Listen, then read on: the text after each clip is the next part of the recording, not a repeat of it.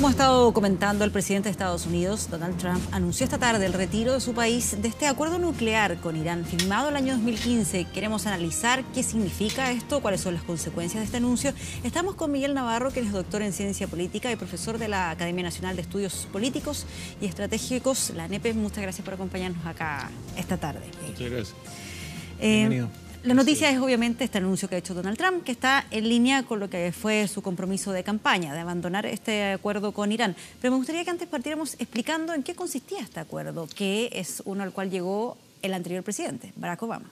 No solamente Barack Obama, sino que Barack Obama y la Comunidad Europea. Fue un acuerdo muy complejo en que Irán, después de varios años de sanciones económicas muy fuertes, decidió aceptar los términos del acuerdo, en cuya virtud se comprometió progresivamente a reducir la producción de plutonio y a permitir la inspección por parte de la Agencia Internacional de Energía Atómica y además a reducir el desarrollo de tecnología balística de misiles. Esos fueron los tres elementos centrales del acuerdo. Y esto fue naturalmente objeto de críticas desde un comienzo en Estados Unidos, que hubo particularmente de parte del Partido Republicano, fue muy fuerte la crítica y como ustedes lo dijeron, efectivamente durante la campaña fue uno de los elementos centrales de política exterior para diferenciarse de su antecesor y de su contendora. Ya, pero ese tipo de compromisos a los que se llegó, ¿fueron o no cumplidos por Irán? La verdad es que sí, pero el tema principal es de las inspecciones.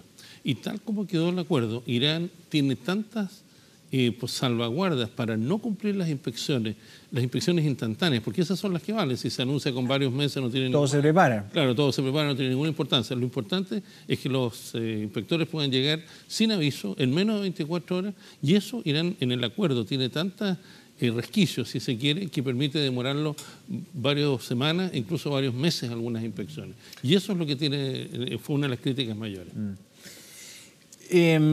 A ver, Donald Trump con todas sus características siempre nos está nutriendo una agenda de noticias bien entretenida, interesante, sin descanso, pero no está haciendo nada muy diferente a lo que él prometió.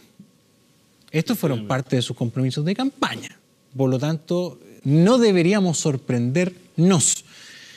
Lo que llama la atención es que este tipo apaga un incendio en un lado y se le enciende en otro, porque dejó bastante tranquilo a Kim Jong-un, o sea, lo dejó desde el demonio de los misiles al buena onda, que ahora está atravesando la frontera con China cada rato, como casi que una hermandad muy deseable, por cierto.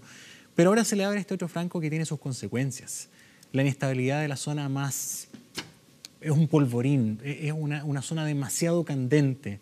De una otra manera, bueno, Obama ha reaccionado, ha dicho que este es un grave error, porque en el fondo, a lo mejor, claro, le cumplían re poco las promesas, pero estaba la guerra en paz. Y resulta que ahora ya ha habido ataques aéreos, ya la frontera está tensa, Israel movilizando aviones, porque hay movimientos iraníes raros en horas. ¿Qué va a pasar? Era inevitable. La verdad es que efectivamente Trump cierra o aparentemente está cerrando un capítulo en Asia Oriental con Corea del Norte. Un capítulo que por lo demás no está totalmente cerrado. No. El éxito de las negociaciones es algo que todavía es muy discutible. Y las sanciones no se han levantado hasta que se desarme. Hasta que se desarme. Y además está el tema de los 28.000 soldados norteamericanos en Corea del Sur, que Trump dijo que no los iba a sacar. Mientras no se desarme. Mientras no se desarme. Pero al mismo tiempo dijo que le gustaría sacarlos por el costo que eso significa. O sea, un mensaje relativamente ambiguo, que eso no debería hacerse en política exterior. Pero en fin, al margen de eso, abre este otro flanco. Pero claro, efectivamente es un tema que lo había prometido en la campaña. El Medio Oriente es hoy día literalmente un polvorín por todo lo que está ocurriendo en Siria, la confrontación directa de intereses entre Rusia y Estados Unidos a propósito de Siria, la situación de la presencia iraní en Siria, la presencia iraní en el Líbano. Hezbollah acaba de ganar las elecciones legislativas en el Líbano, lo cual en el fondo le da una enorme importancia. Hezbollah es un movimiento pro-iraní, digamos, controlado totalmente por Irán, le da a Irán un enclave político en el Líbano sumamente serio, y esto inevitablemente provoca reacciones de Israel. Ya lo estamos viendo en estas mismas horas. Ahora, ¿por qué Estados Unidos tiene una conducta distinta al resto del bloque? Esto lo firmó Francia, Alemania, Reino Unido, Rusia, China. Con Macron parece que hablaron este tema en su cumbre, y Macron parece que dijo: yo aquí en este no me voy a meter. Y Trump toma la decisión solo. Porque efectivamente en esto, y ahí hay un tema complejo en la relación de Estados Unidos con Europa, no ha sido nada fácil la relación de Trump con el resto de los líderes europeos. Y esta es una prueba más de las dificultades que ha tenido. Ahora, Estados Unidos puede hacer eso solo. Europa ha estado lamentando de que Estados Unidos en esto se separó de lo que había sido la posición europea, pero claro, también hay que pensarlo que en términos objetivos, Irán es un riesgo, una amenaza para Estados Unidos mucho mayor de lo que lo es para el resto de los países que firmaron. Y dicen que es mucho más riesgo que Pyongyang. Es mucho más riesgo porque tiene mayor capacidad. Tiene mayor capacidad de armas nuclear, tiene más plata. Tiene más plata, es un país más grande. Estratégicamente está en una zona justamente, donde tiene el control. Cuéntanos un poquito de eso para entender geográficamente cuál es la relevancia de Irán. El poderío de Irán, ¿a qué países, además de Siria, permea? ¿Cómo se mueve dentro de este tablero de ajedrez del Oriente Próximo? Irán ha sido fundamentalmente una de las dos potencias que domina, en las potencias regionales, que domina el Golfo Pérsico. Irán tiene no se preocupe. Irán tiene la llave del Golfo Pérsico, tiene absolutamente la llave del Golfo Pérsico, y en la confrontación con Arabia Saudita. Arabia Saudita es hoy día probablemente el principal aliado de Estados Unidos en la región del Medio Oriente, entendido en sentido amplio, no solamente el levante mediterráneo, que es Israel y Siria, sino que es entendido en sentido amplio. Además de eso, una de las reacciones, la única tal vez que aplaudió la determinación de Trump fue la de Netanyahu. Precisamente porque Israel ha estado, hay que entender que la política exterior iraní elimina a Israel del mapa, o sea, es su enemigo natural y también es el enemigo natural de Estados Unidos. Así lo plantea la política exterior oficial de Irán. Entonces, bueno, hay que entender un poco esta reacción. Esto puede sí generar una escalada de una nueva competencia nuclear en el Medio Oriente. Ya Israel nunca ha dicho que posee o no posee armas nucleares, pero todo el mundo, eso es ampliamente conocido, que sí las posee. Bueno, y los demás países, ¿por qué ahora no pueden seguir con su propio desarrollo nuclear? Hoy día ya Irán, de alguna manera, se le había prohibido, se había contenido este tema, y esto puede generar una escalada no solamente en la región del Golfo. Hay otros países que también tienen interés en desarrollar armamento nuclear y ese es uno de los temas más centrales de la agenda de seguridad internacional hoy día, contener la producción de armas de destrucción masiva y particularmente las armas nucleares. Entonces, estas son otras consecuencias que incluso exceden el escenario geoestratégico del Medio Oriente propiamente tanto. Ahora, hay algunos que dicen, claro, contengamos el control de armas nucleares del resto. Porque sí, las grandes potencias la tienen. Las grandes potencias nadie se las cuestiona. Claro, las grandes potencias, por así decirlo, están autorizadas. Hay que entender que en esto el derecho internacional establece una diferencia respecto a los 5 miembros permanentes del Consejo de Seguridad de las Naciones Unidas y algunos otros que se les ha permitido tenerlas, digamos, sin grandes cuestionamientos. Pero bueno, esto puede generar una nueva carrera armamentista por la búsqueda de armamento nuclear. Ya lo hemos visto, pasó en Corea. Aparentemente las sanciones tuvieron éxito, la presión internacional y particularmente Estados Unidos habría encauzado al joven Kim Jong-un hacia la mesa de negociaciones, pero esto ocurrió antes, también hay que tener cuidado que no hay que cantar victoria respecto a la paz mundial tan fácil porque estos elementos ya han ocurrido antes, no es primera vez que ocurre. Esta famosa las conversaciones de las 6 partes que ocurrieron en el decenio pasado, en definitiva fracasaron, digamos, a propósito de Corea del Norte, entonces hay que tener cuidado también en este tema. Pero claro, abre otro flanco, pero es un flanco que todo el mundo estaba esperando. Era cuestión de tiempo que Estados Unidos se retirara del acuerdo. Sí, pues aparte de los compromisos de campaña que había hecho y en general Donald Trump ha cumplido con las cosas que había prometido. Se ha mantenido en una misma línea. Ahora, el que se pronunció sobre esto, que en general no ha estado más bien en silencio en lo que se refiere a temas de contingencia, es el expresidente de Estados Unidos, Barack Obama. Él lo calificó directamente como que era un error grave que Estados Unidos se saliera de este acuerdo nuclear por el hecho de que se tome esta determinación sin ninguna violación iraní del acuerdo. ¿A qué atribuir esta determinación de Donald Trump? ¿Tiene que ver por el hecho de que quien llegó a este acuerdo fue Barack Obama? Bueno, sí, eso es lo que habíamos visto antes, porque en primer lugar, durante la negociación el acuerdo fue muy criticado por el Partido Republicano, fue constantemente muy criticado. Ese fue un elemento. Y otro, bueno, él lo planteó como uno de los elementos de campaña precisamente para diferenciarse de Obama, que dejaba el cargo, pero también para diferenciarse de Hillary Clinton, que sí apoyaba el acuerdo. Entonces, este fue un elemento de campaña, pero siendo promesa de campaña la mantuvo. La mantuvo porque obviamente hoy día la política norteamericana, la política exterior, está dominada por elementos que en la lógica norteamericana se denominan los halcones. La política esta que se divide entre halcones y palomas, the hawks and doves. Bueno, hoy día está dominada por halcones.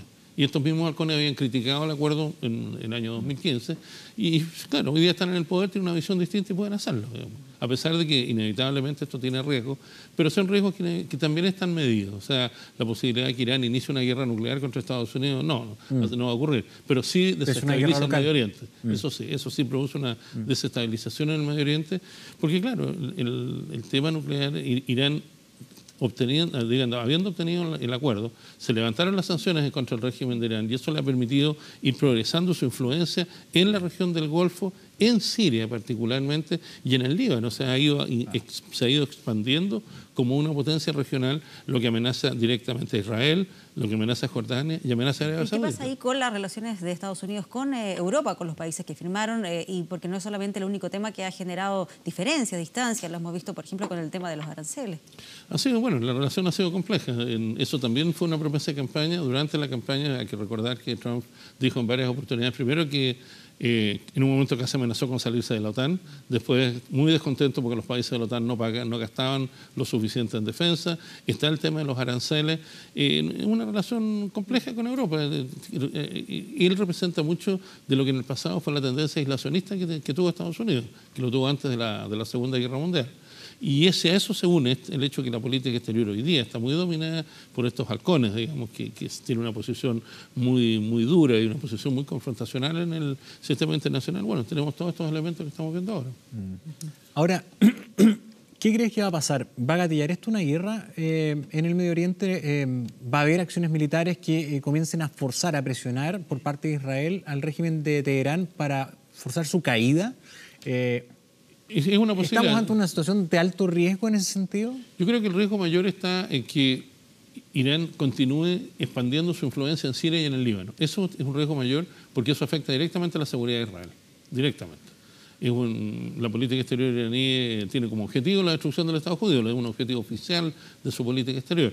Entonces, eso afecta directamente la posición de Israel y eso es algo que Israel yo creo que no va a permitir. De hecho, hemos visto los ataques de Israel a posiciones iraníes dentro de Siria. Claro. Ataques que en principio no se sabía qué es lo que había ocurrido, pero después se supo que había sido un ataque aéreo, ya en 2 oportunidades, en realidad en 3, una que no se mencionó realmente, pero en realidad en 3 oportunidades de ataque aéreo importantes de Israel a posiciones iraníes dentro de Siria. Ese es un elemento que yo creo que es sumamente fuerte. Pero ahí se da una conjunción también, porque Israel y Rusia tienen en este momento excelentes relaciones. Entonces, y Rusia es el otro actor en la región, o en Siria, que es el otro peón que está realmente dominando el tema. Y a Rusia le interesa la estabilidad regional, porque desde el punto de vista geoestratégico lo que más le interesa es mantener su base en el Mediterráneo, en el puerto de Tartus, una base naval desarrollada por Rusia, y con lo cual logra un anhelo geoestratégico que viene de la época de los zares del siglo XIX, digamos, que es tener acceso al Mediterráneo. Hoy todavía estamos lejos, imagino yo, de prescindir del petróleo, pero estamos cerca y se está avanzando. Y siempre se habla de que muchas de las tensiones de esta zona y la incumbencia de las grandes potencias en meterse aquí, que no es por los aplausos y los premios Nobel de la Paz, es porque tienen intereses, porque hay un tránsito de petróleo, ¿verdad? Y eso poco a poco se va a empezar a perder porque van apareciendo las energías renovables, el petróleo empieza a perder su, privilegio en las posiciones mundiales del mercado automotor y el transporte. ¿Está transformándose en un factor de análisis este? Sí, pero por el momento, eso no va a pasar por el momento. Yo creo que falta bastante tiempo todavía que el petróleo sigue. Por lo menos una década. Por lo menos una década, y en esa década todavía pueden ocurrir muchas cosas. El petróleo va a seguir siendo un elemento importante.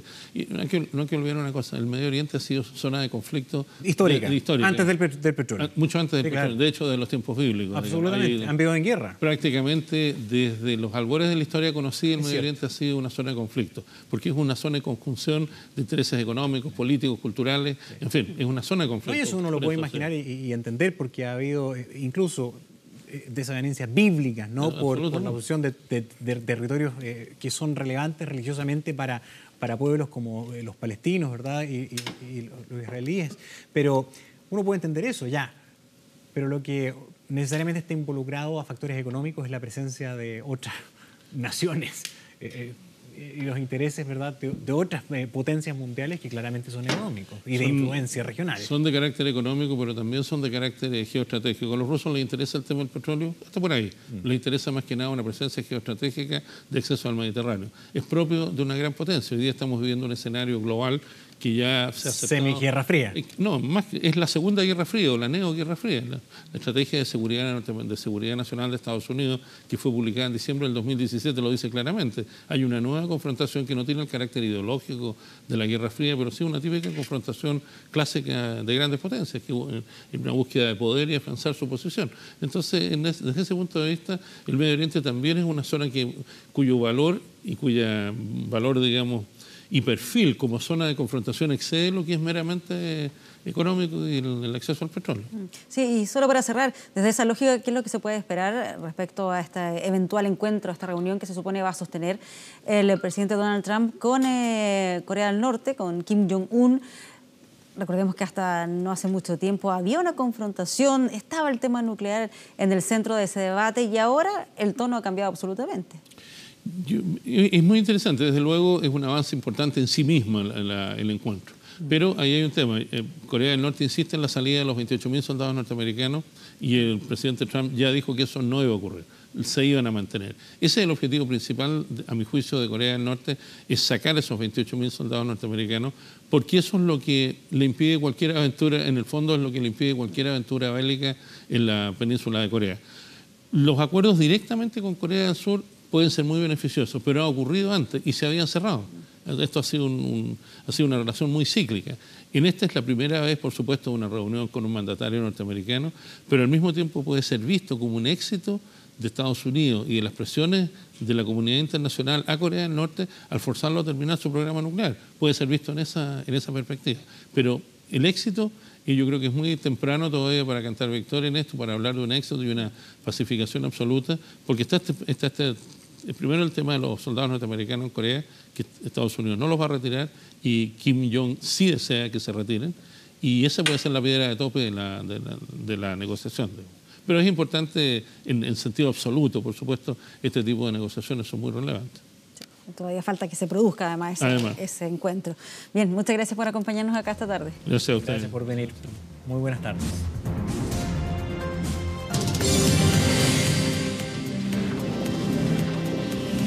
Mano a mano.